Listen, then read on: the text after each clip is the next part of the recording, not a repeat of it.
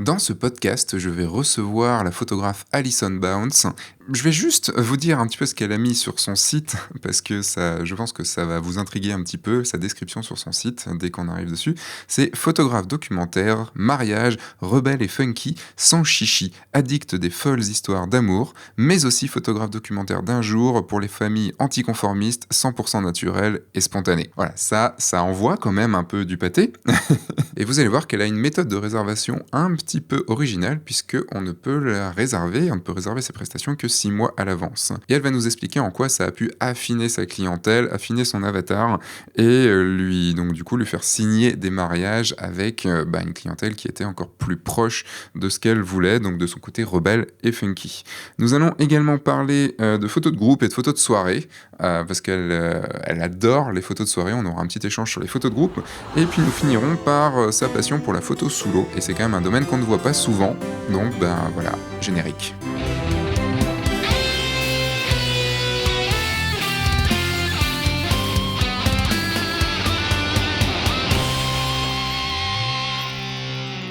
Bonjour, je suis Sébastien Roignan et vous êtes bien sur le guide du photographe de mariage, le podcast qui va vous donner les clés pour prendre votre indépendance et vivre de votre passion, la photo, et plus particulièrement la photo de mariage. Vous commencez à connaître, à savoir comment ça se passe un petit peu au début.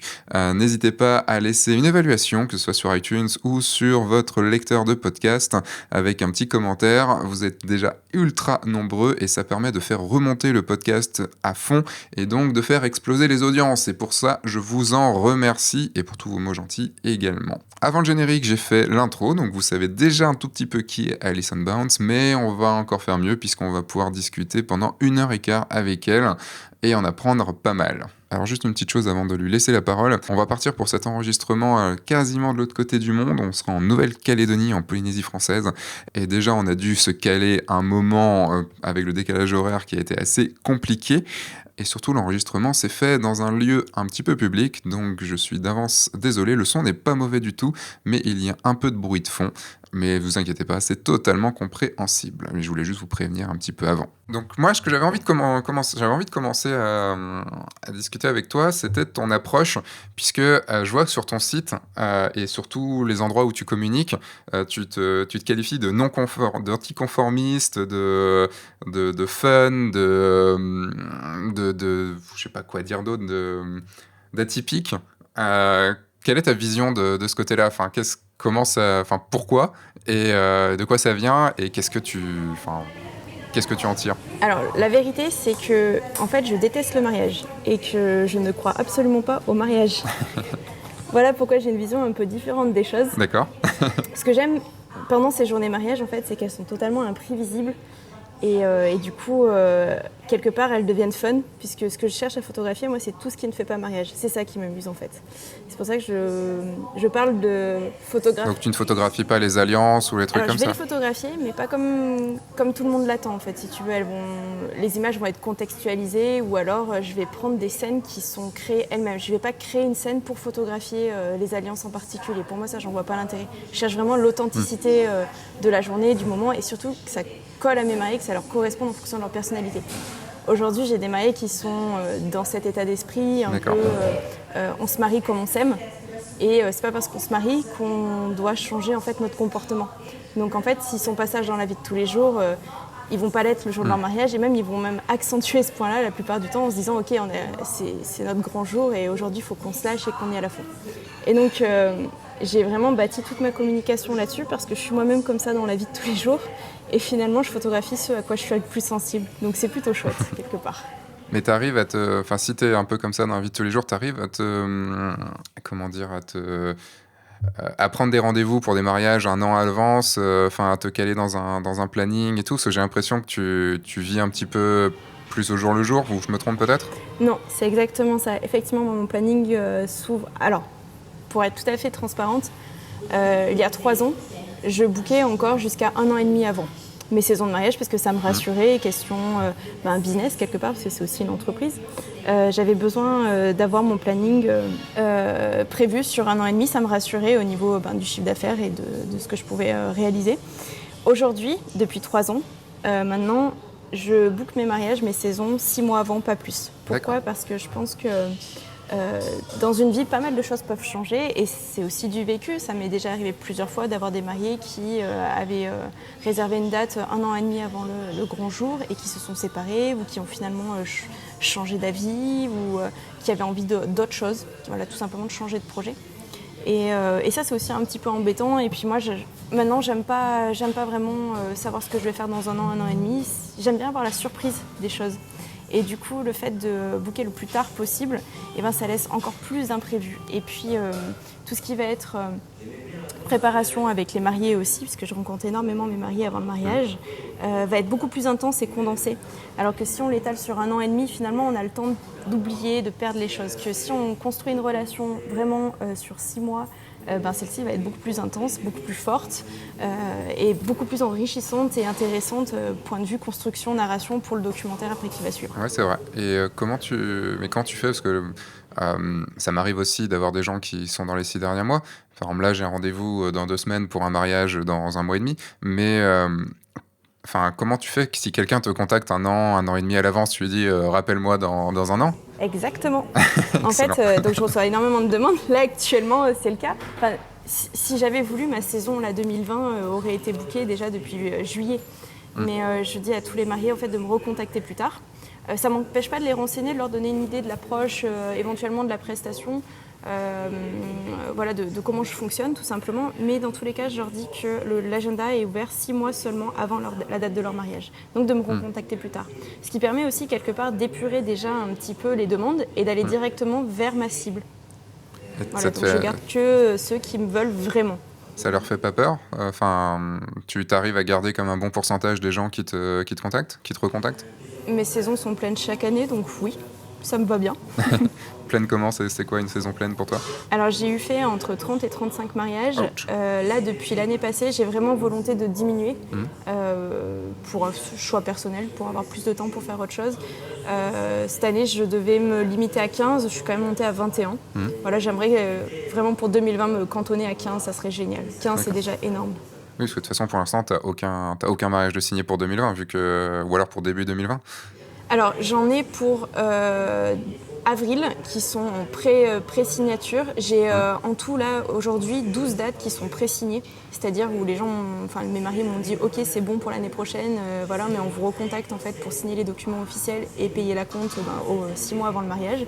Okay. Mais voilà, mes dates sont déjà bien engagées, quoi. D'accord, donc il y a quand même une pré-réservation avant, mais qui ne t'empêche pas de dire « Non, en fait, cette année, je ne vais pas faire de mariage, par exemple ». Absolument, je sais déjà à peu près combien je vais en avoir et ça me permet de jauger en fait, mais sans vraiment m'engager parce que si même moi à titre personnel, et ça m'est aussi arrivé il y a 2 ans, j'ai un empêchement, j'ai pas envie d'être liée 1 an à l'avance en fait et devoir appeler les mariés et leur dire excusez-moi finalement je vais pas pouvoir être disponible pour cette date-là alors qu'eux ils comptent vraiment sur ça et finalement ça leur rajoute du stress.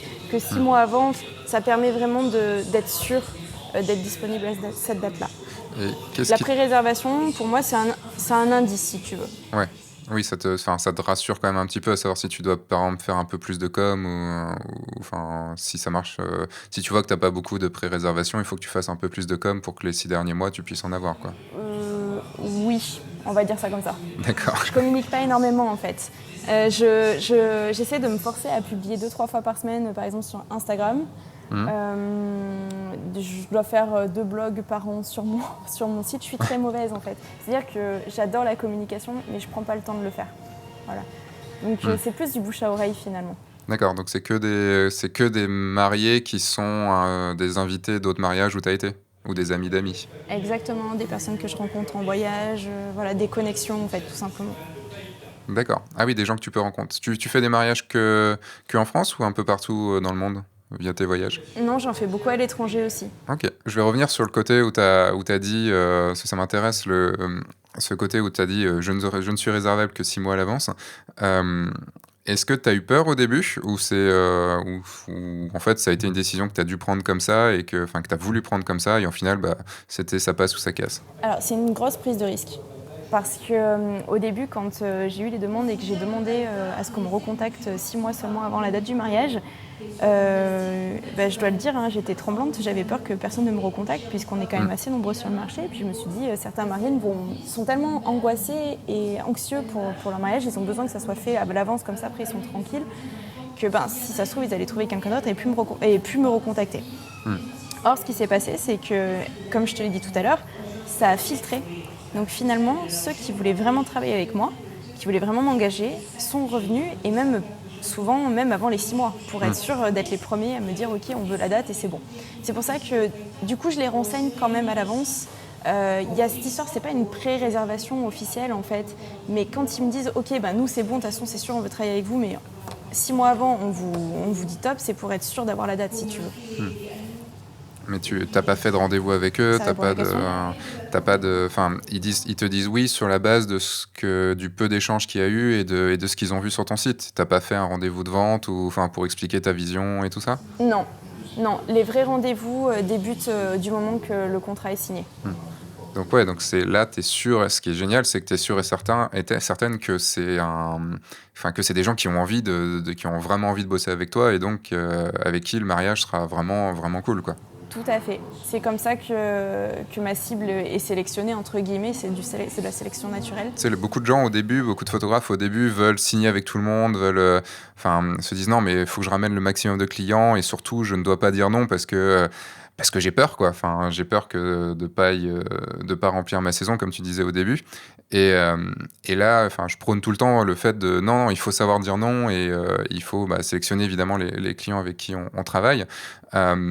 Et toi, là, tu as fait vraiment quelque chose de encore plus drastique, puisque tu leur dis « Ok, tu me contactes, mais au final, non, tu reviens plus tard. » Tu disais que tu l'as fait il y a 3 ans, mais tu l'as fait au bout de combien de temps? Parce que tu as commencé la photo de mariage quand? J'ai commencé mes premiers mariages en 2011, mais je vis pleinement de la photographie seulement depuis 2014. C'est-à-dire que jusqu'alors, la photo, c'était ma seconde activité, c'était un job étudiant. Voilà. Donc j'avais quand même 3 saisons de mariage avant de me lancer à full photographeur. Et du coup, 2014-2016, je bookais 1 an et demi à l'avance. Et c'est à partir de 2017, pour la saison 2017, que j'ai demandé à ce qu'on me recontacte 6 mois avant. D'accord. Et ça a été vraiment je reviens là-dessus, mais ça a été une prise de conscience du jour au lendemain, ou ça a été un cheminement que tu avais en tête déjà depuis 1 an ou 2 ans? Alors le parcours, il est un peu particulier parce qu'en fait, pendant longtemps, en fait, si tu veux, je venais sur les mariages et effectivement, je prenais en photo des choses complètement décalées qui n'avaient rien à voir avec le mariage. Et pendant longtemps, je n'avais pas conscience en fait de pourquoi je faisais ça. Et j'ai fait un workshop qui, je peux le citer d'ailleurs, c'est le workshop des Touman. Je suis partie le faire au Kenya, donc j'ai rencontré Lani et Erika lors des Mystic Seminars à Portland en 2015, si je ne me trompe pas. Et vraiment, j'ai découvert leur approche, mais surtout qui ils étaient. Vraiment, j'ai adoré leur personnalité. Et j'ai pris conscience que moi, je faisais partie de ces personnes-là qui n'étaient pas hyper excitées, emballées par la journée de mariage, mais qui adoraient la vie, qui voyaient la vie comme une fête, en fait, et qui vivaient pleinement le moment, pleinement les choses. Et je me suis dit, mince, en fait, c'est vrai que ce que j'aime photographier en mariage, c'est tout ce qui n'est pas traditionnel. Pourquoi je me priverais de faire ça, en fait? Si je veux vraiment vivre de ce métier-là et m'éclater tous les jours sans me lasser en fait, de la photographie, et en l'occurrence dans le mariage, puisque c'est là où pour moi il se passe plein de choses, c'est un vrai terrain de jeu, et bien en fait, il ne faut pas que je renie ça, il faut que j'y aille complètement à 100%. Et ce workshop m'a fait prendre conscience de ça et m'a permis d'affirmer ce choix-là. Si bien que quand j'ai fini le workshop, j'ai refait mes plaquettes. Alors par contre, dans mes plaquettes, quand je renseigne, effectivement, il y a toute l'approche en expliquant tout mon cheminement, qui je suis, pourquoi je fais ça, et voilà, je suis vraiment très transparente avec mes prospects et mes clients. Et du coup, c'est pour ça que j'ai décidé en fait de faire une réservation 6 mois avant. Comme ça, je suis certaine que les mariés qui me choisissent, les couples qui me choisissent, sont dans la même approche et sont OK avec ça. Ils savent que je ne suis pas conventionnelle et que ils n'auront peut-être pas les photos qu'ils attendent, en fait, tout simplement. Ok. Je sais pas si ça donne du sens pour toi. Si, ça donne complètement du sens. Et ça va totalement dans le côté devenir quelqu'un je vais pas dire quelqu'un d'atypique, mais pas dans le sens affirmer son style. Voilà, affirmer son style. Atypique dans le sens pas être comme tout le monde et comme tous les clones de photographes de mariage qu'on peut voir un peu partout. Il faut savoir pour sortir du lot, en fait, il faut être soi-même, tout simplement, et l'affirmer. Exactement. Tu vois, le workshop que j'ai fait, pour moi, c'est la formation de ma vie, vraiment. J'ai pas appris de la technique ou quoi que ce soit avec eux, ça je m'en fous complet parce que la technique de toute façon elle s'acquiert par d'autres moyens. Mais je suis allée vivre le workshop de Lani et Erika simplement pour partager une philosophie et prendre conscience des choses en fait. Et finalement j'ai appris qui j'étais, ce que je voulais faire. En gros je me suis définie, je l'ai accepté et surtout maintenant je me suis affirmée. Et je suis là aujourd'hui je pense dans le chemin de l'affirmation. Et pour rien au monde, je reviendrai en arrière parce que vraiment, je m'éclate de plus en plus dans ce que je fais. Et je vais pas dire que j'aime les mariages, mais en tout cas, je me régale à les faire, quoi. Vraiment, à ma façon en tout cas. C'est assez génial d'entendre ça parce que c'est des grosses interrogations que j'entends un peu partout, ce côté se conformer ou pas, enfin être dans la norme ou pas. Et si tu écoutes le podcast sur les modes en photo de mariage, tu verras on parle un petit peu de ça, puisque moi c'est quelque chose dans le monde de la photo de mariage c'est aussi pour ça que je suis pas trop dans le monde des photographes de mariage, parce que j'ai l'impression que c'est du copier-coller, qu'il y a beaucoup de copier-coller, qu'il y a beaucoup de non-affirmation de soi, et je trouve ça difficile à vivre en fait. Je comprends tout à fait. Comment ça se répercute sur ton travail le jour J ou pendant ton shooting, ce côté-là, ce côté affirmation de toi, et comment tu es toi lors d'un mariage? C'est quoi ton attitude pendant une journée de mariage? Donc déjà, comme je t'ai dit, je rencontre énormément de fois mes mariés avant d'arriver au mariage. Donc je les connais. Vraiment, on a fait connaissance, il y a une relation qui est solide, qui est créée. Je n'arrive pas sur un mariage sans les connaître. Tu les as vus combien de fois, combien de temps? Tu as fait quoi avec eux? Au minimum 4 fois en rendez-vous physique, minimum. Okay, d'accord. Et après, quelques appels téléphoniques, beaucoup d'échanges de mails, des Skype, s'il y a besoin. En général, ils sont vraiment aussi demandeurs et c'est ce que j'aime. Voilà, c'est qu'ils me donnent beaucoup d'eux, mais moi aussi je leur donne de moi. Donc, tu vois, par exemple, c'est tout bête, mais je les ai sur Facebook, ils me suivent sur les réseaux sociaux, aussi bien pro que perso. Il y a vraiment un échange qui est, je dirais pas journalier, mais peut-être hebdomadaire, une fois par semaine. Et du coup, ça permet vraiment de construire quelque chose. Donc, quand j'arrive le jour du mariage, finalement, je suis juste moi. J'ai pas à me poser la question, est-ce que je suis assez pro ? Est-ce que je devrais pas faire attention à ma façon de parler? Est-ce que je suis bien peignée? Est-ce que je suis bien habillée? Parce que ça, c'est une question qui revient souvent. Comment on s'habille quand on va sur un mariage? Moi, je m'habille à ma façon. Je suis Ali et j'arrive comme je suis, en fait. Alors, bien sûr, on est sur un mariage, donc je vais pas arriver en claquettes. Là, en général, c'est une combi noire, voilà, un pantalon noir, ou ça peut être un débardeur ou un t-shirt. Ça reste classique, habillé, ou une chemise, une blouse. Mais c'est simple en fait, c'est-à-dire que je ne vais pas arriver, parce que je pense que, j'ai déjà vu dans des conversations, même avec des échanges d'autres copains, j'ai quand même des amis qui vont avec des chaussures compensées, une petite robe ou une jupe longue, voilà, pour faire habiller. Moi personnellement, ça ne me correspond déjà absolument pas dans ma vie de tous les jours. Et puis surtout pour travailler, je suis pas à l'aise. Donc mes mariés le savent en fait, ils savent que je serai comme ça. Voilà, comme quand je viens en rendez-vous, tout simplement, je serai habillée de la même façon. Ils savent aussi que je suis tatouée, j'ai eu les cheveux bleus, roses, verts, orange. Ils savent que ça peut arriver. Ils me prennent comme je suis. Donc ça enlève vraiment un stress. Donc la journée, elle est abordée comme je suis, tout simplement. Et puis après, je cours dans tous les sens, je me roule par terre. Je prends ce qu'il y a à prendre, quoi. Voilà. Il n'y a pas de retenue. Ils sont prévenus. C'est quoi les... autre question avant d'aborder celle-là. Est-ce que tu diriges la journée un petit peu, ou tu t'es vraiment plutôt genre invisible et tu prends ce qui se passe? Quelle est ta place en fait dans le mariage? Ah non, je dirige absolument pas en fait. Donc je maîtrise le mariage parce que les mariés m'ont partagé 1000 fois l'organisation de la journée, souvent à la minute. Donc je sais ce qui va se passer, je sais dans quel endroit, je sais à peu près quelle heure. Par contre, je ne sais pas exactement ce qui va se passer, comment ça va se passer, avec qui non plus, parce qu'il y a plein d'interactions, il y a quand même pas mal de paramètres qu'on ne maîtrise pas.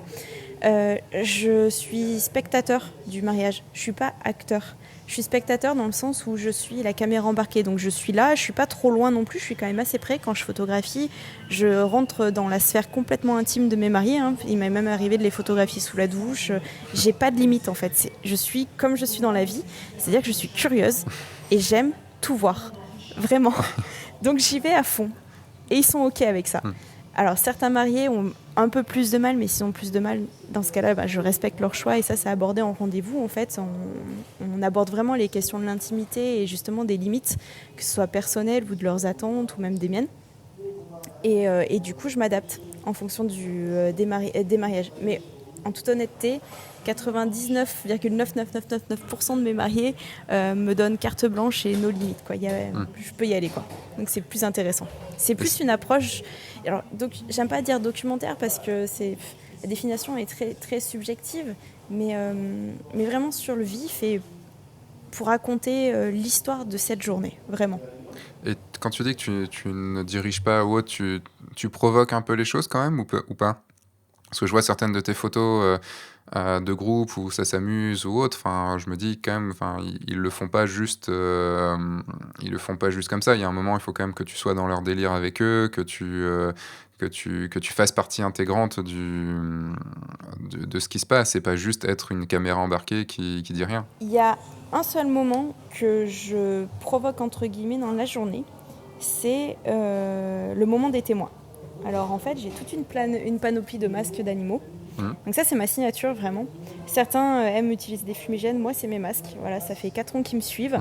Je les avais amenés, en fait, sur un mariage il y a 4 ans. Et on a fait une photo de groupe autour d'une voiture, très stylée. En fait, les mariés voulaient une photo un peu fun avec leurs convives. Et en même temps, ils m'avaient demandé de rester à ma place parce qu'on était sur un mariage... plutôt catho, bien rangé, tout ça. Donc, il ne fallait pas trop d'extravagance, pas trop bouger. Rester sage. Donc j'avais amené ces masques pour faire cette petite photo qui est c'est une photo très posing et le seul accessoire fun finalement de l'image, c'est ces masques.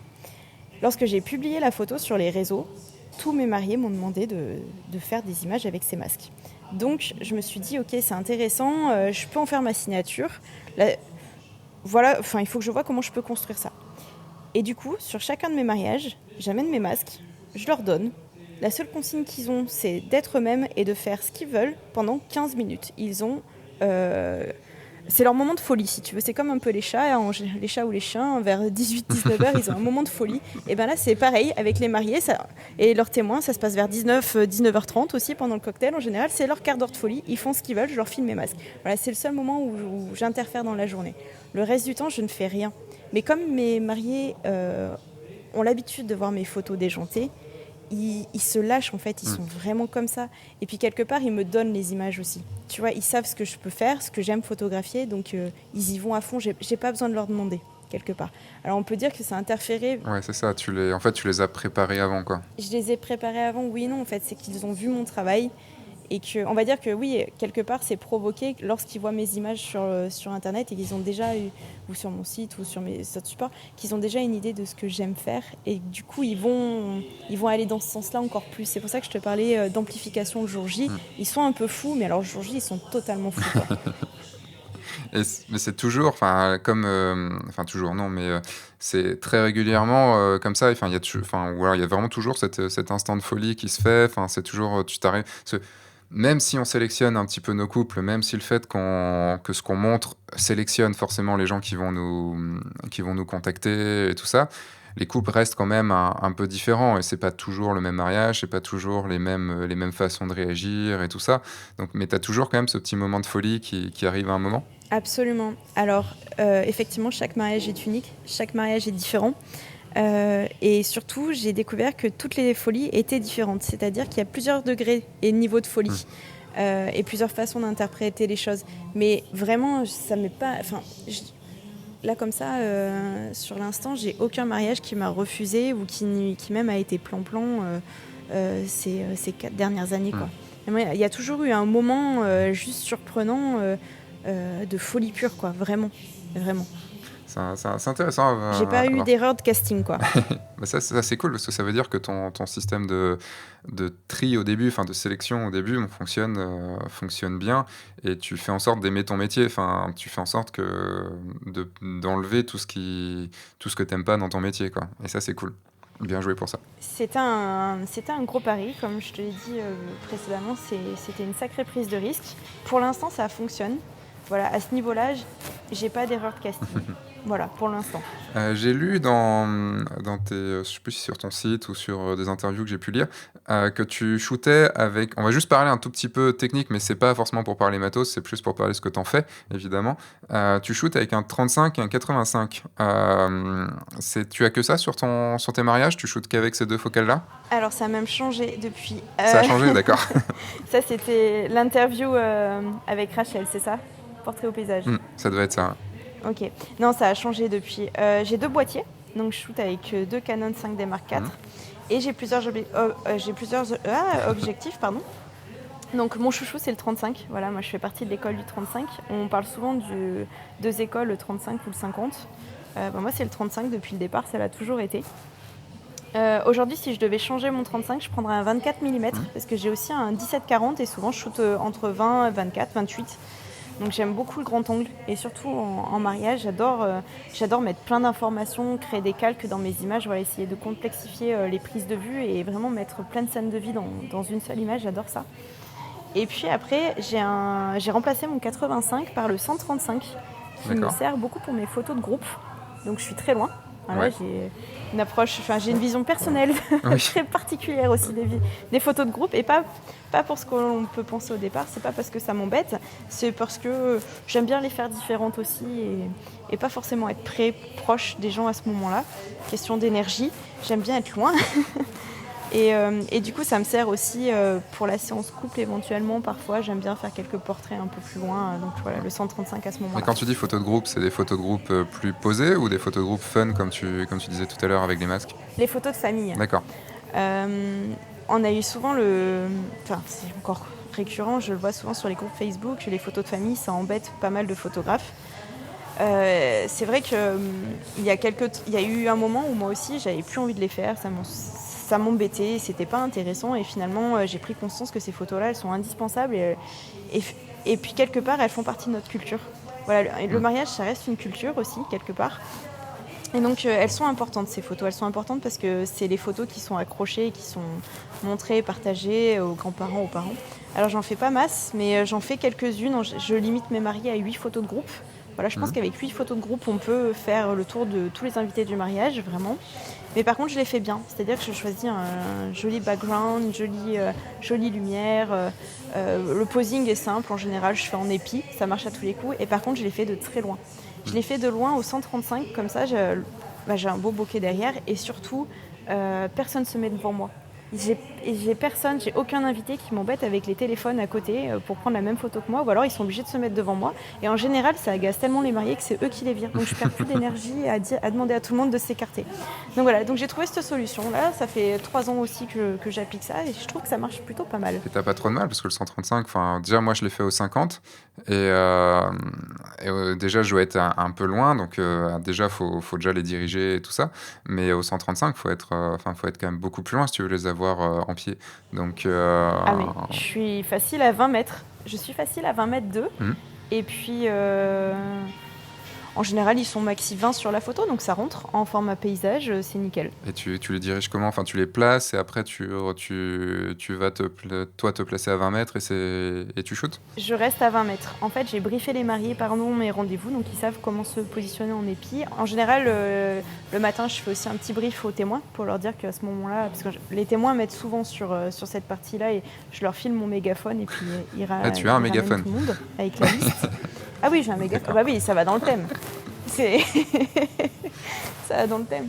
Du coup, je leur file mon mégaphone ou parfois ils prennent aussi le micro que le DJ peut leur mettre à disposition.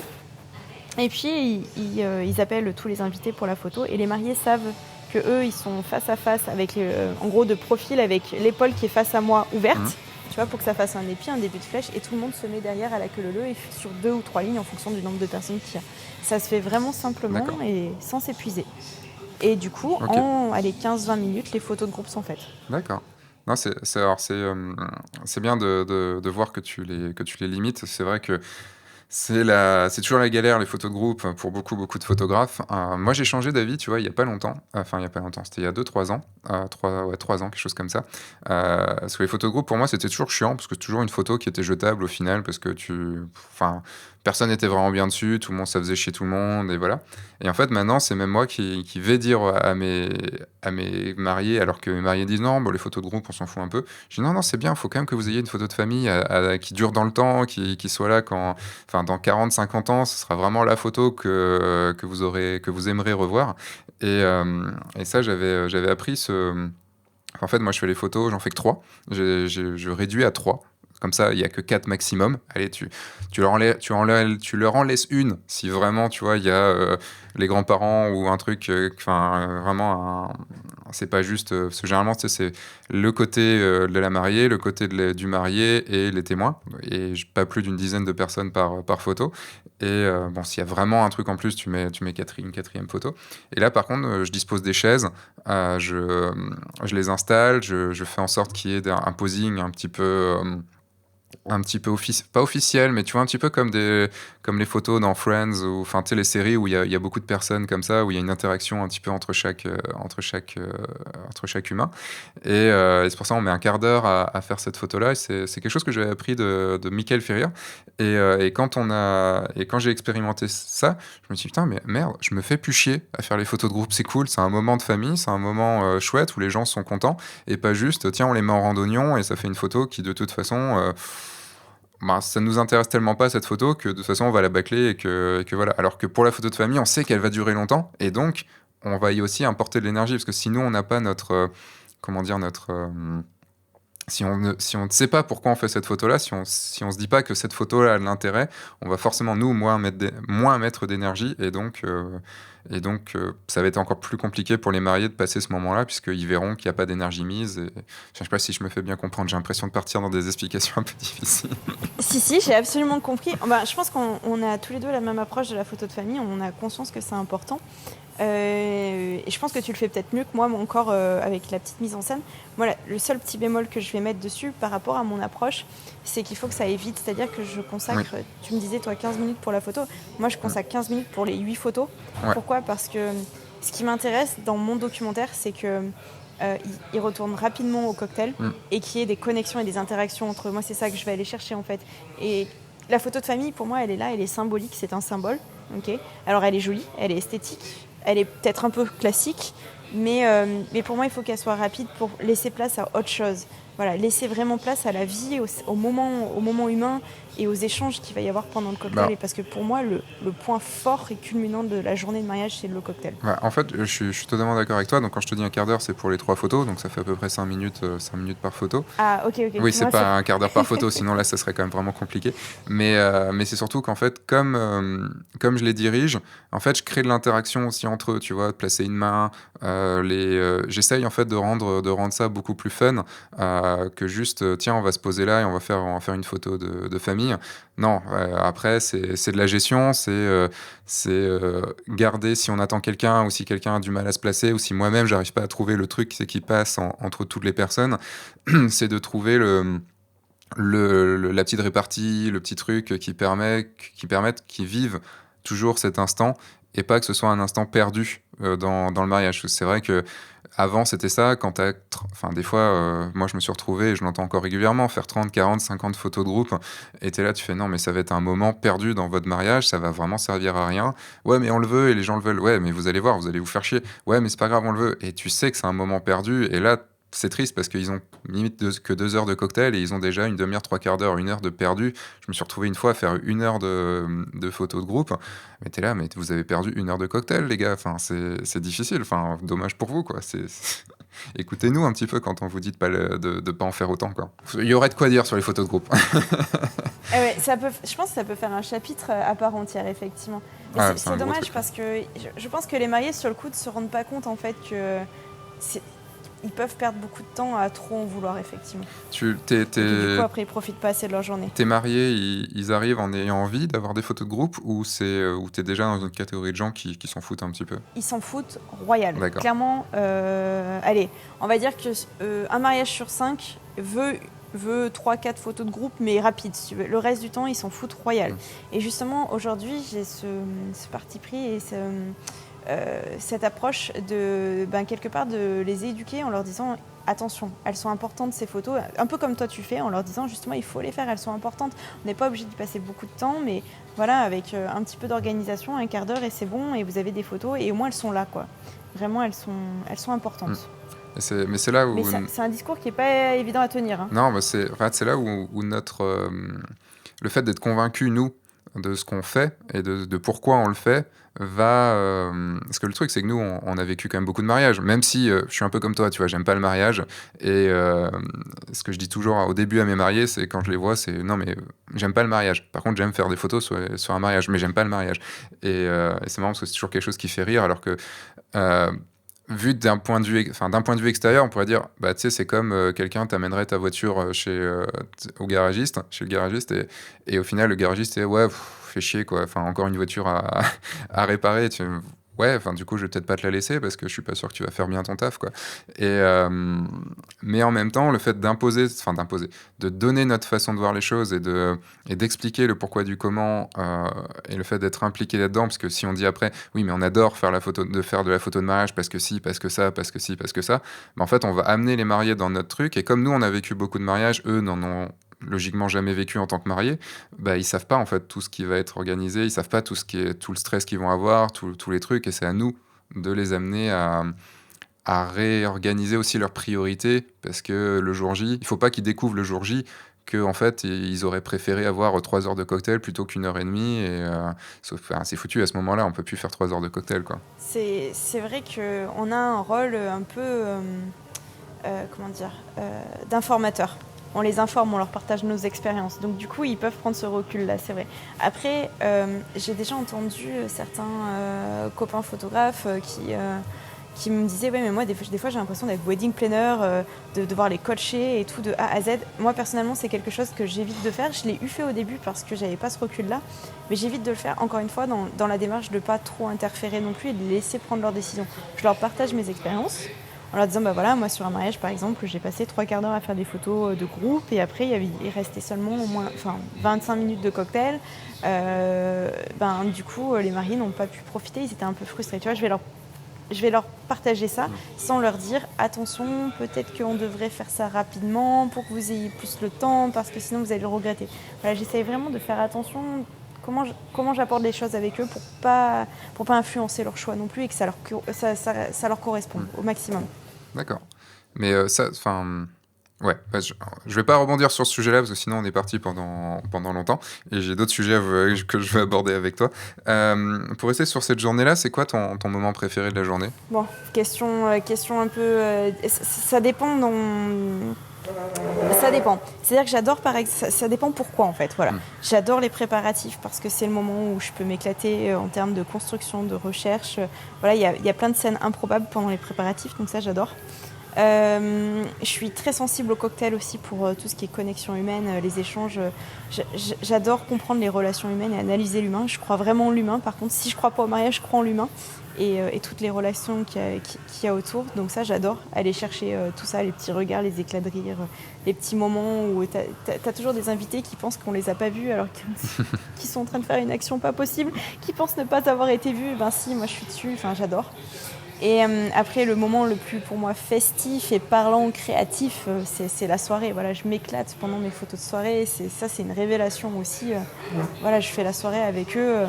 Je suis là pleinement, par contre, pendant la soirée. Et je suis là toute la soirée. C'est-à-dire que je finis la journée avec eux. D'accord. Systématiquement. Oui. C'est rare que je parte quand même avant. En général, si je pars, c'est qu'ils m'ont tout donné. La soirée était d'enfer. Et que, il n'y a pas d'intérêt que je reste vraiment jusqu'à 4-5 heures avec eux. Voilà, j'ai déjà des gros dossiers. Mais souvent, j'aime bien quand même rester. Voilà, je m'amuse pas mal avec eux aussi. Et tu gères comment ta soirée d'ailleurs? Enfin, c'est toujours un truc aussi très compliqué pour les photographes. Comment tu as abordé l'aspect technique de la soirée? Parce que ça bouge, il y a souvent des lumières un peu compliquées. Comment tu as abordé cette partie-là? Alors, c'est simple, je pars du principe qu'il n'y a rien et que je construis tout. Voilà, donc c'est-à-dire D'accord. que je me fous si le DJ, c'est DJ Patoche avec ses lumières d'ambiance de ouf. Certains diront que c'est des DJ camping. Moi, personnellement, c'est mes préférés parce qu'en général, c'est eux qui ont plein de matos un peu kitsch mais qui font des images de dingue. Ou si, justement, il y a DJ très tendance moderne, ultra minimaliste, sans lumière, je m'en fous en fait. Aujourd'hui, moi, j'ai mes 8 flashs déportés et je veux créer tout de A à Z. Je travaille avec MagMod. Du coup, j'ai mes gélatines, je peux tout. Enfin voilà, vraiment, je module ma lumière comme je veux. J'arrose là où il y a besoin d'arroser. En fait, je pars du principe que pour moi, la soirée, c'est une attente créative qu'ont mes mariés. Ils veulent pas juste des photos de soirée avec un flash classique. Sinon, c'est pas moi qui choisirais clairement. Ce qu'ils veulent, c'est des constructions d'images. Ils veulent les moments et ils veulent que ça soit fun, quoi. Et pour que ça soit fun, moi en soirée, j'adore mettre de la couleur. C'est pareil. Je rends très peu de photos en noir et blanc. Il y a à peine 1% de mon mariage qui va être rendu en noir et blanc. J'insiste vraiment sur la couleur. Et notamment en soirée, j'essaie de garder ces couleurs-là, en fait. D'accord, donc tu mets parce que j'ai été second sur le mariage d'un ami, Stéphane Leludec, que tu dois peut-être connaître, qui a, enfin, du coup, il avait ramené quoi, il avait 6 flashs et il les mettait un peu partout enfin, sur des trépieds, un peu partout autour de la salle pour pouvoir les déclencher comme il voulait enfin, il avait un émetteur pour pouvoir les déclencher comme il voulait. C'est un peu comme ça aussi que tu fonctionnes? Oui, totalement. Flash déporté. Donc, j'ai 4 trépieds et 4 pinces. Mmh. Et j'ai un flash. Moi, mes émetteurs récepteurs sont intégrés dans mes flashs. J'ai un flash pilote qui est sur mon boîtier. J'ai plus qu'un boîtier en soirée. Voilà. Question de santé et de capacité musculaire. Mon dos m'a crié garde en me disant c'est bon, arrête d'avoir tes 2 boîtiers, garde-en qu'un. Donc, j'en ai plus qu'un. J'ai un flash pilote dessus et je crée mes canaux, mes faisceaux. Voilà, je pilote, enfin vraiment je commande tout à partir de celui-ci et je m'amuse. Voilà, il n'y a pas de règles et je fais en fonction de ce qui se passe. Voilà, c'est beaucoup d'improvisation. Après, ce qui est vraiment intéressant en soirée, c'est qu'on peut tout se permettre et c'est le moment où on peut tester des trucs justement. Le moment où on peut s'exercer et tester et oser. Donc c'est clairement un vrai terrain de jeu, quoi. C'est riche comme moment. Et du coup, on n'est pas limité dans le temps, il se passe plusieurs fois les mêmes scènes. C'est génial, quoi. C'est facile pour moi, je trouve. Ça, t'as commencé à mettre ça en place après le workshop des Touman? Alors, j'utilisais déjà le flash avant. Alors, pas aussi bien que maintenant, hein, j'en utilisais qu'un, mais j'avais déjà un flash. Bien que, et là je vais être honnête aussi, ça va faire sourire certains qui m'ont entendu tenir le discours pendant très longtemps.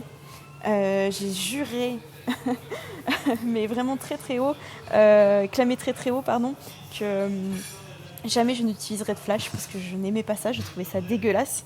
Et en fait, la seule raison pour laquelle je disais ça, c'est simplement que je ne savais pas faire. C'est souvent il faut le reconnaître aujourd'hui, je ne savais pas faire. Et lors d'un mariage d'amis à Porto, le petit flash que j'utilisais en soirée est tombé en panne. Et là, j'étais partie avec une amie, Annie Gozard, qui était mon second sur ce mariage-là. Elle m'a prêté son flash Canon, super trop bien et tout, alors que le mien, c'était une sous-marque, mais qui marchait une fois sur 2. Elle m'a prêté son flash. Et là, révélation, je commençais à bidouiller et tout, mais je me suis régalée. J'étais hystérique sur la piste de danse. Pourtant, je faisais très peu de soirées parce que ça me saoulait, je ne comprenais pas le fonctionnement, ça me gonflait. Et là, j'étais hystérique parce que j'arrivais à faire plein de trucs. Et j'ai fait mes premières photos qui sortaient un petit peu du lot en soirée. Du coup, quand je suis rentrée, j'ai acheté les mêmes flashs qu'elle et j'ai commencé par 1, 2, 3, 4. Et puis après, il y a eu la formation des Touman qui en a remis une couche. Qui m'a confortée dans ce choix d'aller beaucoup plus loin en création et surtout en soirée. Les Touman m'a surtout ouvert l'esprit sur l'utilisation du flash en journée, parce que jusqu'à présent, je me limitais en soirée. Et en voyant Lani et Erika travailler, je me suis dit, tiens, c'est vrai qu'en fait, cet outil-là, je peux l'utiliser en journée, je peux créer aussi en journée, si le temps me permet, que j'ai fait mes saves et que j'ai envie de tester quelque chose. Pourquoi pas ? Donc, aujourd'hui, je peux les utiliser aussi en journée. Et tu fais quoi en journée, pour donner un exemple ? Alors, Pendant la préparation, une photo classique, c'est mettre un flash en backlight avec le spray de la like, tout simplement, pour faire ressortir tous les sprays de like. Ça peut être aussi une réflexion. Si par exemple tu as une grande baie vitrée, que tu es à l'extérieur, que tu as le soleil qui tape, tu as la réflexion du paysage à l'intérieur, la mariée est en train de se faire coiffer, maquiller, elle est dans le noir, tu mets un coup de flash et puis du coup tu as la réflexion sur la vitre de l'extérieur, plus la mariée qui est en lumière à l'intérieur. Je trouve ça hyper chouette comme rendu. Après voilà, ça prend un peu de temps, faire les setups, faut être prêt, faut se bouger un peu les fesses. Ça prend pas tant de temps que ça peut prendre 5 minutes, mais faut maîtriser en fait. Donc du coup, faut y penser aussi, parce que souvent on est pris dans l'action, on voit pas les choses de suite ou on pense pas de suite à l'outil. C'est un peu moins confortable qu'en soirée où là tu as vraiment 4-5 heures que pour toi, ou si tu n'y arrives pas du premier coup, c'est pas grave, tu peux recommencer quoi. T'as mis longtemps à intégrer tout ça et que ça se passe, y avoir le résultat que tu voulais? T'as eu beaucoup d'essais? Eh ben, je continue encore à apprendre, donc Oui. je pense qu'on n'arrive jamais au résultat que l'on veut. Je pense que oui, je maîtrise la lumière aujourd'hui, je maîtrise mes flashs, il n'y a aucun souci. Après, je fais partie des personnes qui ne sont jamais satisfaites, donc il y a encore des choses que j'aimerais faire. Quand je regarde mes images sur le coup, oui, elles me plaisent, c'est cool, mais finalement, après, je vois tous les défauts, je me dis, tiens, j'aurais pu faire comme ci, comme ça. Donc c'est difficile de dire que je suis parvenue à faire ce que je voulais. Voilà. Ok. Il y a aussi une grosse part de chance, faut dire ce qui est. Quand on positionne ces lampes, on anticipe en fait quelque chose, mais parfois ça n'arrive pas ou ça n'arrive pas comme on veut. Donc il y a quand même pas mal de déchets aussi. Oui, puis il Voilà, suffit de mettre. Moi, je fonctionne avec 2 flashs sur les soirées. Et j'en ai un généralement sur mon boîtier ou que je tiens à la main à côté, et un que je mets en contre ou autre part en fonction de comment je veux le gérer. Et des fois, tu es là, tu fais putain, merde, il y a un bon moment, enfin, t'as chopé le bon moment, la photo, mais juste, il y a quelqu'un qui a levé le bras. Et donc, ça laisse voir la lumière du flash derrière et ça bouffe une grosse partie de la photo. Et tu fais putain, pourquoi tu t'es pas décalé juste un tout petit peu? Pourquoi t'as levé le bras à ce moment-là, quoi? Mais ça fait partie du jeu Oui, en fait, bien il sûr. faut le voir vraiment comme un jeu. Avoir une chance ou pas, parce que voilà, il y a quand même une part de chance et je trouve ça fun en fait. Faut pas être triste, c'est que c'est pas cette photo là qu'il fallait avoir et qu'il y en aura d'autres. Voilà, je pars toujours du principe aussi que dans un mariage tout est en dents de scie, c'est-à-dire qu'il y a des moments où on est super content et d'autres on se sent au fond du gouffre parce qu'on a l'impression de faire de la merde et c'est comme ça toute la journée.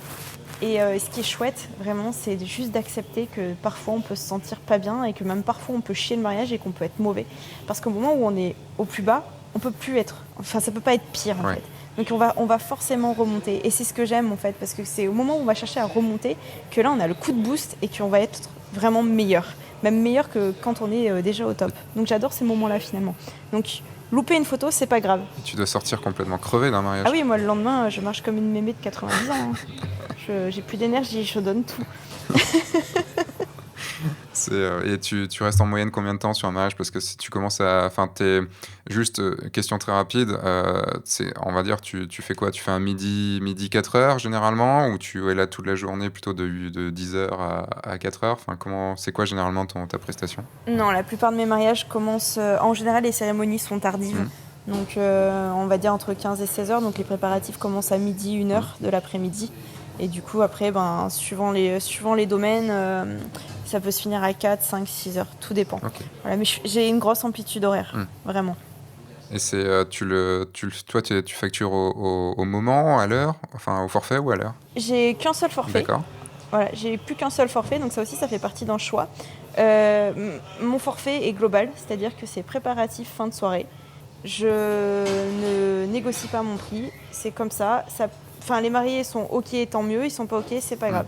Voilà, je ne bouge pas ma prestation, c'est simple. Ok. Et il y a des choses qui peuvent te faire augmenter ton panier ou pas? Genre des livres, des choses comme ça? Oui, tout ce qui peut être vente additionnelle. Après, je vais être encore une fois très, très honnête et transparente. Je n'en fais pas énormément. Pourquoi? Parce que la clientèle que j'ai moi aujourd'hui, c'est génération réseaux sociaux, digital, et qui ne veulent pas forcément faire d'album. Alors j'essaie, je propose, je montre. S'ils sont sensibles, qu'ils ont vraiment envie, ils le font avec moi. Mais s'ils n'en veulent pas, ils le font pas, ils le font même pas pour eux et même pas de leur côté. Donc j'ai cette clientèle-là. C'est important pour toi le livre ou pas? Alors c'est important, oui et non. Pour moi, pas spécialement parce que je suis jamais chez moi et que j'adore avoir mes images à disposition tout le temps. Donc si je devais me trimballer mes albums, ça serait compliqué. Donc voilà. Voilà. Non mais clairement, hein, Ouais, je t'imagine avec ton 30-30, avec ton 30-30 qui pèse 5 kilos. C'est ça. Après, par contre, j'insiste vraiment sur le fait que pour des mariés, voilà, les souvenirs, c'est pas sur un disque dur ou une clé USB qui a une durée de vie limitée dans le temps. Pour moi, effectivement, le papier, c'est quand même mieux d'avoir quelque chose de tangible. Puis une photo est beaucoup plus jolie imprimée que sur un écran. J'ai souvent la discussion justement avec les copains qui pendant longtemps ont essayé de me convertir parce qu'avant, pareil, c'était pareil, j'étais contre ça, enfin pas contre, mais j'y croyais pas. Aujourd'hui, je le comprends, je l'entends et j'essaie aussi de le mettre en place. Malheureusement, la clientèle que j'ai n'est pas sensible à ça et j'ai beau faire tout ce que je veux, elle ne veut pas. Ouais. Voilà, donc j'accepte ça.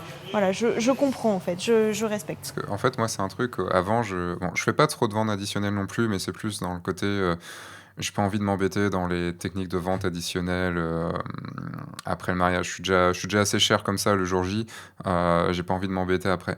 Et le truc, c'est que j'ai vu avant, c'était avant 2012, je vendais pas beaucoup de livres. Et en fait, à partir de 2012-2013, j'ai commencé à intégrer obligatoirement un livre dans ma prestation. Et pourquoi ? Parce que dans ma façon de vendre mes photos et dans ma façon de vendre ma prestation, c'est que je dis que je shoot pour le livre. C'est-à-dire que comme moi, je pense avoir une approche plus cinématographique, l'idée, c'est que je raconte une histoire. Et que je vais raconter l'histoire non pas image par image dans les photos qu'ils vont voir, parce que en fait, c'était... je reviens toujours à lui, parce que c'était c'était Joe Bussink qui disait que si je dis pas de bêtises, que quand il trouvait qu'il donnait une mauvaise expérience à ses clients de voir les photos une par une. Parce qu'en fait, au niveau émotionnel, si tu as une photo qui te plaît moins, ton émotion va descendre assez vite. Alors que si c'est un film, par exemple, quand tu regardes un film au cinéma, c'est pas parce qu'il y a un plan qui est un peu en dessous que ton émotion, elle va descendre d'un coup. Tu vois, elle va plutôt être normalement dans un film, elle va être exponentielle, elle va être tranquille au début pour après monter jusqu'au climax du film. Et l'idée, en fait, pour moi, dans le livre, c'est ça. C'est qu'il n'y ait pas de montagne russe émotionnelle, qu'il y ait quelque chose de travaillé pour avoir une histoire qui te prenne du début à la fin et sur lequel tu n'as plus envie de t'arrêter. Et pas qu'il y ait, tiens, il y a une photo qui est en dessous techniquement, ou en dessous, tiens, bah merde, c'est un portrait de quelqu'un que j'aime pas trop, dans le mariage, bon, il s'est invité comme ça, bah, tout de suite, ça va sortir, en fait, la personne de son expérience. Et depuis ça, en fait, depuis que je suis convaincu à mort que le livre est très important, bah, en fait, c'est vraiment un argument de vente de fou. Et j'ai essayé à un moment, pour des gens qui avaient peut-être un peu moins de budget, de vendre ma prestation sans le livre. Et au final, à chaque fois, il revenait sur le budget normal parce que non, bah, tel que tu l'as vendu, tel que tu nous as montré tes trucs et tout, s'il n'y a pas le livre, c'est pas normal. Et pour nous, le livre va être important aussi si on te prend toi. D'accord, ok. Je pense que c'est comme les photos de famille, en fait. C'est quelque chose, si c'est important pour nous, si on sait le pourquoi du comment, si on sait le pourquoi on fait ça, eh ben on va plus facilement le vendre et attirer aussi les clients qui sont plus là-dessus, quoi. C'est pour ça que je te demandais si c'était important pour toi le livre ou pas. Ah oui, non, mais je comprends. J'ai eu la discussion justement il n'y a pas longtemps avec Yann et Catherine Fauché. Je ne sais pas si tu connais Studio Fauché. Justement, on parlait de ça et Yann me disait, mais en fait, moi par exemple, mon album de mariage, il est à disposition en fait. Et c'est ça en fait, c'est d'y croire pour pouvoir arriver à vendre le produit. Mais moi, ma clientèle, je pense que vraiment ma clientèle, c'est l'effet miroir. Elle est comme moi. Et donc, elle n'est pas là-dedans. Et pour elle, c'est pas plus important que ça. Et elle préfère avoir à disposition une galerie en ligne pour pouvoir partager avec tous leurs proches, télécharger les photos seulement qui les intéressent, pouvoir les regarder quand ils veulent et les partager sur les réseaux sociaux, quoi. Voilà, c'est une génération qui est digitale. C'est vrai. Est-ce qu'on passerait, parce que ça fait 53 minutes quand même qu'on enregistre, ce qui s'est passé vite. Est-ce qu'on passerait à ton autre activité, en photo, qui est l'underwater? Parce que quand même, tu t'en fais quand même pas mal. Est-ce que tu peux expliquer un petit peu le concept? Underwater veut dire sous l'eau, donc je pense que tu vas aller sous l'eau pour nous expliquer ça. Eh bien oui, j'ai commencé en 2014 en fait. Lors de l'un de mes voyages, en fait, j'ai eu une petite révélation. Je me suis dit tiens, ce serait sympa de faire des photos sous l'eau. Concrètement, en fait, c'est un peu ça. Quand je suis rentrée en France, j'ai acheté mon premier caisson étanche. Voilà, pendant 1 an, je me suis exercée, j'ai testé des choses. Parce que quand j'ai voulu me lancer, il y avait personne qui faisait de la photographie sociale sous l'eau en France. Il y avait seulement 2-3 personnes à l'international, dont Elena Kalis et Harry Fight en Belgique. Et en France, il n'y avait vraiment personne. Donc du coup, difficile de se former, de trouver des infos. Voilà, donc j'ai testé pendant 1 an des choses. Et puis, je me suis dit, tiens, ce serait peut-être sympa de montrer une photo sur les réseaux, voir ce que les gens en pensent. Est-ce que ça peut plaire? Est-ce que ça fascine? Enfin, moi, j'étais complètement prise dedans, quoi. Ça me fascinait.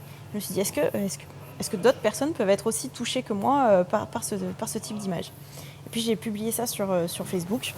Et là, incroyable, quoi. De suite, on m'a demandé combien ça coûtait, comment je faisais, est-ce que j'allais le développer, voilà. Du coup, j'ai lancé une offre sur le marché. J'ai lancé une session photo aquatique pour les femmes enceintes. Parce que jusqu'à présent, je faisais un peu du lifestyle, maternité, nouveau-né, famille.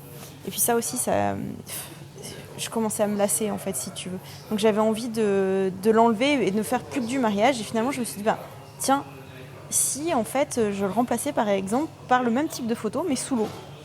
Et c'est comme ça que j'ai lancé la première offre maternité. Et c'est parti assez rapidement, puisque du coup, ça fait 3 ans maintenant que j'en fais régulièrement et ça représente 50% de mon activité. Ah oui, quand même. Donc c'est que t'en fais, mais tu le gères comment? Parce que l'hiver, il fait froid, donc tu gères aussi les photos l'hiver, parce que sinon tu fais l'été, les mariages et les photos sous l'eau. T'as des piscines en intérieur et tout pour pouvoir le faire? Les 2 activités se font toute l'année. D'accord.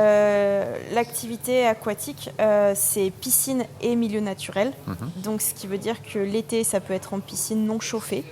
Et l'hiver, ça peut être en piscine chauffée intérieure.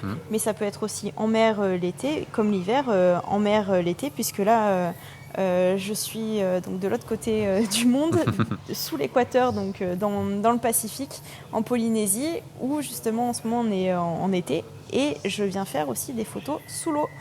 Donc je vais là où il fait chaud pour faire mes photos, tout simplement. Et du coup, les gens t'ont suivi là-bas ou c'est une clientèle de là-bas? Oui, en gros, je suis venue pour former des photographes à l'aquatique et au mariage. Et je communique toujours sur ma venue au travers de mes réseaux sociaux, en fait, sur mes voyages. Et du coup, la communauté fait que c'est partagé et du coup que d'autres personnes me trouvent et me contactent pour me réserver des prises de vue. Ok. Donc des gens sur place ou alors des gens en voyage? Oui, tout à fait. Non, là c'est en Polynésie, j'ai 5 shootings aquatiques et c'est des Polynésiens qui m'ont contacté. Et qu'est-ce qui t'a... tu disais que tu avais eu ce déclic-là. Moi, j'ai lu que que tu avais vu quelqu'un dans l'eau avec une maman avec son bébé et que ça t'avait donné l'envie de faire les photos, de faire des photos sous l'eau. Mais c'est quoi le truc pour toi d'être sous l'eau? Ça apporte quoi? Qu'est-ce que ça touche chez toi? Alors, il faut savoir que pendant très longtemps, j'ai eu peur de l'eau. J'ai appris, je savais nager la brasse, on va dire, une brasse à ma façon. Et j'ai vraiment appris à nager en fait quand j'étais en STAPS. En gros, on avait eu un cours qui s'appelait optimisation de la performance, où en fait on devait apprendre une discipline que l'on ne maîtrisait pas du tout. Donc on était de niveau débutant et en 6 mois, sur le temps d'un semestre, on devait arriver au niveau intermédiaire, voire expert. Et un de mes professeurs savait que je préparais mes concours pour pour être pompier pro. Et il m'a dit, Addison, de toute façon, t'as pas le choix. Toi, tu dois nager ton 50 mètres, ton 100 mètres en moins d'une minute. Donc, au bout d'un moment, il va falloir te mettre à la natation. Donc, cette UE peut être bien pour toi dans la natation. Et donc, là, ça a été la prise de panique. Je me suis dit, ok, d'accord. Et tout. Donc me voici à apprendre à nager 4 nages, parce que du coup ça aurait été trop simple si c'était que le crawl. Donc donc j'ai développé les 4 nages en fait en un semestre et j'y suis arrivée. Et du coup j'ai pas trop eu le choix en fait. que de vaincre la phobie de l'eau, puisque sinon, en fait, si je n'avais pas la moyenne sur cette UE, je n'avais pas mon semestre. Donc j'ai mis vraiment les bouchées doubles. Et finalement, j'y suis arrivée. Et ce qui m'a plu, c'est de voir à quel point, quand on a un objectif et quand on a une challenge personnel, à quel point en fait on peut oublier nos peurs et on peut vraiment se dépasser. Du coup, quand j'ai vu cette maman là baigner son enfant sous l'eau, je me suis dit que ça pouvait être sympa en fait de faire vivre l'expérience à d'autres personnes. Et j'ai pensé à ma meilleure amie qui a toujours eu peur de l'eau aussi. Et enceinte, c'est quand même pas mal de se dire, même si on a peur de l'eau, je vais repousser mes limites, je vais tenter autre chose, je vais vivre une expérience. Du coup, la séance photo, c'est juste la cerise sur le gâteau en fait. Moi, j'amène mes clientes à vivre quelque chose, à vivre une aventure, je les guide, je les aide parce que beaucoup ne sont pas à l'aise dans l'eau. Ça aussi, c'était un pari, c'était d'essayer de photographier tout le monde dans l'eau, tout en sécurité. Il y a un gros cadre de sécurité qui est mis en place et de les emmener à ça. Et en fait, une fois qu'elles sortent du bassin, elles sont trop contentes parce qu'elles ont vécu l'expérience. Et quelques semaines après, elles reçoivent les photos et elles ont le souvenir de l'expérience. Et ça, je trouve ça fort en fait. C'est ça qui me plaît. D'accord. Et oui, tu parlais d'un gros cadre de sécurité. Le fait que tu as été pompier, c'est ça, si j'ai bien compris? Le fait que tu aies été pompier t'aide dans ce côté sécurité et à mettre à l'aise aussi les personnes qui peuvent avoir un peu peur? Tout à fait. On m'a toujours appris à travailler en équipe et surtout assurer sa propre sécurité avant celle des autres et après celle des autres. Et les premières séances que j'ai faites, pour moi, c'était une évidence qu'il fallait qu'il y ait un cadre. Voilà, c'était pas juste en tête-à-tête avec une modèle sous l'eau, qui a quand même un risque. Sous l'eau, on respire pas, on peut pas communiquer, on voit pas, on n'est pas fait pour vivre sous l'eau au quotidien. On va dire, puisque malgré tout, l'eau reste notre premier environnement sur Terre, avec le liquide amniotique, quand on est encore dans le ventre de nos mamans. Je suis un peu plus loin là. Et du coup, voilà, sur mes premières séances de suite, il y a eu un maître nageur, il y a eu des assistants, il y a eu des personnes en fait qui étaient là pour m'aider. J'ai pas voulu faire ça j'ai pas voulu faire ça à l'aveugle en fait. Donc j'ai essayé de construire quelque chose de carré et de sérieux aussi pour mes clientes, parce qu'il faut certaines, comme je te l'ai dit, ont une petite appréhension. Si en plus il n'y a pas le cadre qui les rassure, ça marche pas quoi. C'est sûr. Et ça t'a, là maintenant, donc ton activité est entre les photos de mariage et les photos de underwater. Tout à fait. Et là, tu verrais pas l'un sans l'autre, à mon avis, non? C'est difficile pour moi d'abandonner l'un ou l'autre. Pendant un petit moment, je m'étais posé la question sur les mariages, parce que je pensais vraiment avoir fait le tour. Et puis j'ai eu quelques soucis de santé qui m'ont fait prendre du recul. C'est aussi pour ça que je diminue aujourd'hui le nombre de dates possibles.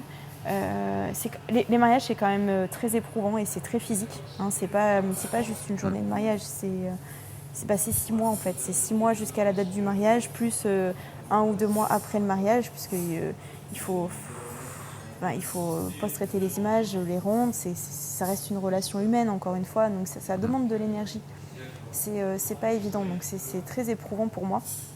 Et finalement, dans l'eau, je vais pas dire que c'est moins fatigant, c'est tout aussi fatigant, mais c'est plus simple.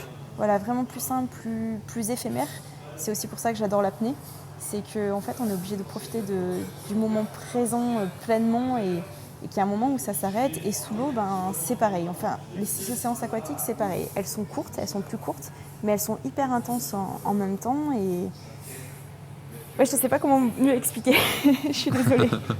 Non, mais je pense que l'idée est totalement passée. Tu m'as dit avant de commencer cet enregistrement que tu avais changé un petit peu ta façon de consommer, ta façon d'appréhender la vie. Tu parlais d'apnée et de vivre l'instant présent. J'ai un de mes élèves qui fait de l'apnée, qui fait beaucoup d'apnée, et qui m'a amené dans le lac d'Annecy pour aller faire de l'apnée. Et alors que j'ai déjà j'ai déjà mon niveau de plongée en bouteille, tout ça, et j'avais jamais essayé l'apnée. Et c'est vrai que j'ai eu quelques problèmes avec mes oreilles, mais c'est vrai qu'il y a un côté relaxation, il y a un côté vivre l'instant présent. Moi qui ai beaucoup de mal à vivre l'instant présent pour beaucoup de raisons, il y avait un côté le temps s'arrête, et c'est ce que j'aime aussi quand on est sous l'eau avec les bouteilles, c'est que le temps s'arrête, les dimensions s'arrêtent aussi. les dimensions, mais non, enfin, peut-être pas s'arrêtent. Au contraire, sont encore plus parce que t'es tout léger, t'es tout. Il y a plus de haut, de bas, de. Enfin, t'es dans un autre univers, un autre monde, est je trouve, très paisible. Et c'est vrai qu'en apnée, encore plus, puisque en bouteille, t'es quand même relié à ta bouteille, et voilà, alors qu'en apnée, t'es juste toi, t'as rien, t'es vraiment très libre de tes mouvements et tout. Et, euh, et donc, tu me disais, à côté de ça, que tu avais fait du yoga, que tu étais passé vegan, si je dis pas de bêtises. Enfin, voilà, est-ce que ça a fait partie de ça a été en même temps que ton process de réduire tes mariages, d'aller, comment dire, de focaliser un petit peu plus sur des choses que tu avais envie de faire. Enfin, ça a été dans le même process? Complètement. En fait, il y a eu un moment dans ma vie où j'ai pris conscience que travailler, vivre pleinement de sa passion, c'est chouette. J'ai vraiment on fait un métier vraiment fascinant, on rencontre plein de gens, on est amené à voyager, on gagne notre vie en fait, c'est par notre passion en fait, donc c'est vraiment chouette. Par contre, il y a un moment où il faut aussi savoir s'arrêter, respirer, écouter, regarder et poser son appareil photo. Et malheureusement, c'est quelque chose que je ne savais pas faire jusqu'à présent. Donc j'ai essayé de travailler là-dessus. Quand j'ai commencé l'aquatique, forcément, au bout d'un moment, j'ai voulu aller plus loin parce que l'aquatique, ça demande une certaine technique photographique, mais pas que. En fait, il y a plein d'autres paramètres à côté. Il y a justement l'apnée, il y a la sécurité, et il y a aussi la préparation physique. Et la préparation physique, elle est sur une partie physiologique musculaire, on va dire, donc avec du renforcement musculaire, voilà, un peu de cardio aussi. Mais il y a aussi apprendre à maîtriser les choses et à se recentrer pour simplement être relaxé sous l'eau. Parmi ça, pour du coup améliorer mon apnée, j'ai dû passer par des pratiques autres qui sont la méditation, le yoga et aussi revoir mon alimentation. Voilà, quand on vit à 2000 à l'heure et qu'on est toujours sur le pouce sur les mariages, etc., on mange un peu n'importe comment. Je sais pas si c'est ton cas. Si, en tout cas, moi, c'était le mien jusqu'à présent. Mais on mange bien. Enfin, Voilà, sur les mariages, on dort généralement, peu, on mange sur parce le pouce, mais on mange bien sur les mariages. Ouais, bon, ça dépend. Ça dépend. Mais voilà, on dort peu, on a peu le temps à l'activité physique. Enfin voilà. J'ai pris conscience que si je voulais vraiment développer cette activité-là underwater, il allait falloir que je change pas mal de paramètres dans ma vie. Et du coup, je me suis ouverte à d'autres activités et qui m'ont conduit encore à autre chose, à une autre éthique de vie. Je suis devenue presque végane. Je ne suis pas encore 100%, je me considère encore un peu flexi sur certains points. Mais voilà, j'ai été plus sensible à l'écologie. Je dis que je suis apprentie zéro déchet. Ça a changé aussi beaucoup de choses pour moi. Et tout s'est passé justement au moment... j'ai plutôt envie de dire que c'est aussi pour ça que j'ai changé ma vision de voir les choses, que pour moi la vie c'est au jour le jour, effectivement, qu'on ne peut pas tout prévoir, qu'on ne sait pas où on sera dans un an et demi, et que forcément aujourd'hui j'ai plus envie de booker mes mariages trop avant, j'ai plus envie de donner de support digital, c'est-à-dire de clés USB ou de packaging qui sont pas pour moi éthiques à mes mariés. J'ai envie de réduire aussi mon temps de travail pour pouvoir me recentrer, avoir plus de temps pour moi, me recentrer aussi plus facilement, m'ancrer aussi parce que je voyage 6 mois par an, je suis 6 mois en France, 6 mois à l'étranger tout le temps depuis 2014, donc ça commence à faire pas mal. Donc juste d'avoir le temps de pouvoir me poser, voilà, méditer, faire mon petit yoga. Alors je pense qu'on va me prendre pour une fille complètement tarée, mais ça fait vraiment du bien à l'esprit et c'est de là que je puise vraiment toute ma force et mon énergie aujourd'hui et je pense aussi mon inspiration quelque part. Parce que du coup je suis plus ouverte, j'ai eu pas mal de lectures de développement personnel notamment, qui m'ont vraiment aidée dans mon activité pro, mais aussi dans mon quotidien personnel aujourd'hui, quoi. Ok. Je t'ai perdu. Non, tu m'as pas du tout perdu. Je trouve ça tout à fait logique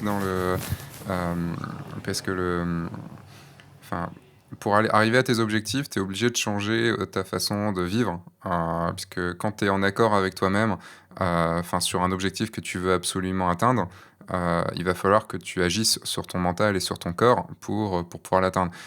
Pour un truc plus basique, plus facile à comprendre, c'est si tu veux, par exemple, monter l'Everest, hein, bah, il va falloir que tu te mettes dans une condition physique qui va te permettre de le faire. Donc, tu vas t'entraîner, tu vas également te préparer psychologiquement à plein de choses, à affronter des choses très dures et tout ça.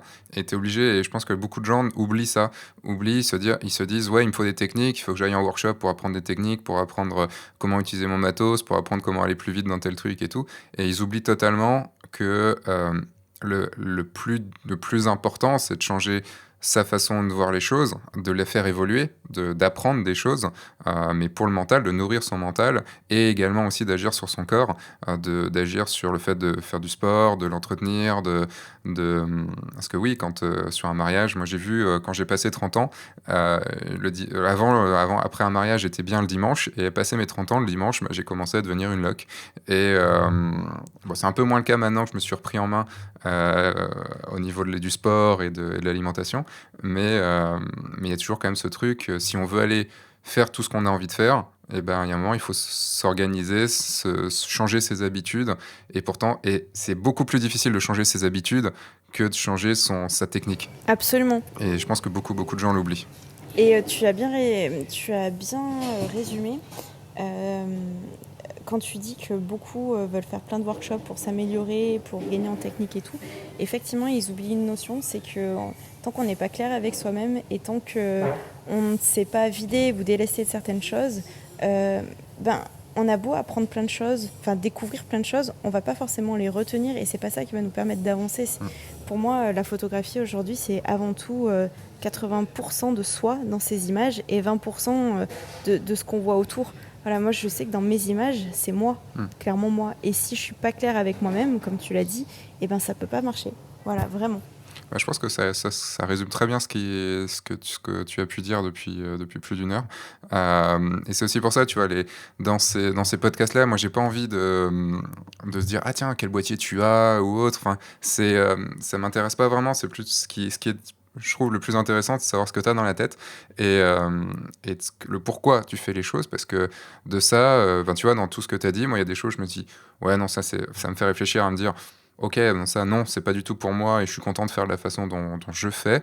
Et d'autres choses, tu fais, ah ouais, je pourrais peut-être prendre 2-3 trucs pour l'intégrer à ma vision et l'intégrer, parce que ça, c'est des choses qui font tilt chez moi et donc qui me disent, ok, tiens, il y a peut-être un truc qui est en rapport. Si ça m'a touché, c'est qu'il y a un truc qui est en rapport avec moi et que j'ai peut-être pas encore compris ou intégré ou tout ça. Et on avance beaucoup plus, je trouve, comme ça, et c'est aussi l'avantage d'un podcast, c'est qu'on a le temps d'en discuter plutôt que d'une interview de 10 minutes. Tu vois, entre 10 minutes et 1h15, on a quand même le temps de discuter de beaucoup plus de choses. Tout à fait. On est plus sur un partage. C'est ça. Partage philosophie de vie, finalement, partage de personnalité plutôt que de technique, finalement, qui est moins intéressant. Comme je te disais, la technique, de toute façon, on peut toujours la trouver sur d'autres supports que ce que fait vraiment la personne, de comprendre pourquoi elle le fait. Voilà, je pense que c'est quand même plus puissant, plus intéressant. Tout à fait. Tu disais que tu l'as dit, mais je l'ai lu aussi, donc tu donnes des workshops. Tu fais des workshops surtout underwater, mais tu fais des workshops mariage aussi, c'est ça ? Alors oui, en fait, j'ai commencé l'aventure formation l'année passée pour l'aquatique, qui est une activité plus récente que le mariage. Et là, je viens de donner mon premier workshop mariage, donc à Nouméa. Pendant longtemps, je me suis refusée de donner suite en fait à toutes les demandes que j'avais pour de la formation mariage, tout simplement parce que je pense que je n'ai pas grand-chose à apporter techniquement parlant, de plus de tout ce qu'on peut trouver déjà sur le marché de la formation mariage en France ou même Europe. Pourquoi j'ai accepté de le faire à Nouméa ? Parce qu'à Nouméa, personne n'est jamais venu. Voilà, il faut savoir que ici, ils se forment entre eux, c'est-à-dire qu'il n'y a jamais personne qui est venu partager avec eux leur façon de faire. Et du coup, j'ai accepté de le faire seulement en parlant de mon approche personnelle, c'est-à-dire sans faire de généralité. Et j'ai, pour être tout à fait sincère, parlé beaucoup de développement personnel, beaucoup de mon parcours, pourquoi j'en suis là aujourd'hui, pourquoi j'ai fait ces choix-là, plutôt que de leur apprendre une technique de flash déporté ou une technique de photographie, de prise de vue en fait. Voilà. J'ai plus donné de moi personnel que de moi pro finalement. C'est pour donner, je donne quand même beaucoup de workshops et beaucoup. pas beaucoup dans le sens un tous les mois, quoi, mais des gros workshops.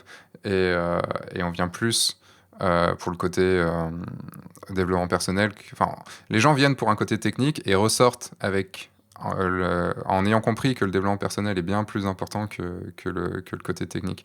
Mais j'ai beaucoup de mes auditeurs qui sont de Polynésie et beaucoup me demandent quand est-ce que tu viens, et il va falloir que je vienne faire un tour par là-bas un de ces jours quand même.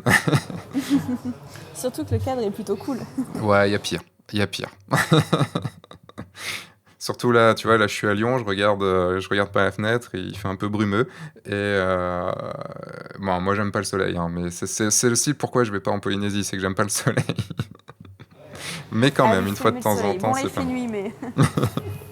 Tu sais, je t'avais posé une question au tout début avant d'enregistrer. Et normalement, pour terminer ce podcast, je demande à mon invité est-ce qu'il y a quelque chose dont tu veux parler, un truc, un livre, une appli, un matériel, un truc qui t'a changé ta vision ta vision de la vie, ou ta façon de travailler, de pouvoir travailler plus vite, qu'il y ait des choses qui t'ont aidé à t'organiser, par exemple, ou autre.